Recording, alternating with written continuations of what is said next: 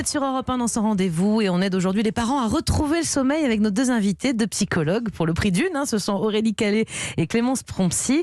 Alors on a dit tout à l'heure la base de votre grille de guide pour avoir un bon sommeil. On peut la résumer avec l'acronyme SOIR, S-O-I-R. On a vu le S, on a vu le O, on va passer au I comme introduire le doudou. Vous en avez tout à l'heure un petit peu parlé déjà, Clémence. C'est vraiment un objet magique selon vous, le doudou. Et même finalement on se rend pas compte, mais les gamins qui n'ont pas une peluche attitrée, en fait ils ont un doudou. Exactement. Et généralement, c'était la main ou les cheveux de maman. Et puis finalement, ils ont fini par lâcher prise. Mais donc, ça peut être magique ou problématique. C'est vrai que si vous pouvez, chers parents, n'hésitez pas à organiser un petit sevrage discret si vous avez repéré que c'était votre oreille. Avec discrétion, sans faire pleurer, sans se fâcher. Juste, hop, on remet autre chose, on remet autre chose, on remet autre chose.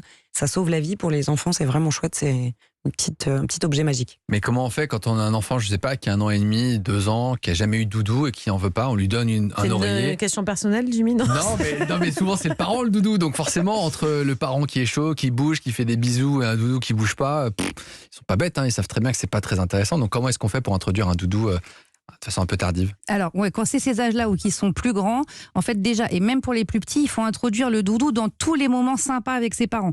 Pendant le bib, pendant le câlin, et après, quand ils sont plus grands, à partir de 2 ans, vous pouvez ou aller le choisir dans un magasin avec lui, il le choisit, et sinon après, c'est vraiment pendant 1 semaine, ça devient son frère siamois, sa sœur siamoise, il est partout.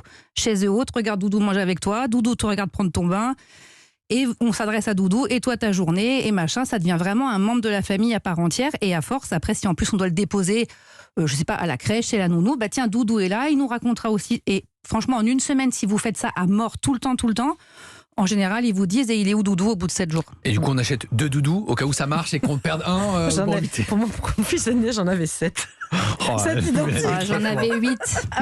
Ça va, je suis pas la plus folle. Et je les faisais tourner, les 8 et tout ça. Oui, c'est-à-dire que si vous avez trouvé une super peluche dans votre voyage au Mexique, un truc avec un sombrero qui est super, vous ne donnez pas celui-là parce qu'on ne pourra pas le retrouver. Ouais. Donc c'est une fausse bonne idée. C'est un petit ours avec une feuille. Enfin, moi, je les ai toujours dans le placard. Alors dans SOIR, votre acronyme SOIR, il y a aussi R, donc réussir à créer un rituel efficace. En gros, le sommeil doit être associé à une routine et en mettant ça en place, c'est ensuite le cerveau de l'enfant qui fera le reste du travail, c'est ça? Exactement, parce que nous, on veut aider les parents et les enfants. Donc la routine, ça fait la moitié du boulot à notre place, donc ça, c'est cool.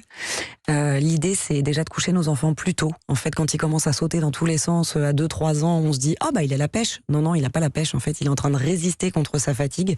Donc on regarde vite l'heure qu'il est et on se dit 8h20, il court dans tous les sens.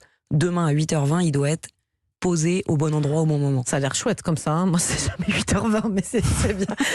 C'est quoi, le bon rituel, on va dire, un bon enchaînement de rituels à 2 ans, par exemple. Toujours pareil. Pour Jimmy, un enfant de 2 ans, comment on ritualise? Déjà, il faut juste rappeler aux parents qu'un rituel en soi n'est pas censé durer 45 minutes à 1 heure. C'est ça aussi le problème. Un rituel, c'est vraiment cette petite transition entre tu étais réveillé et je t'accompagne pour aller te coucher.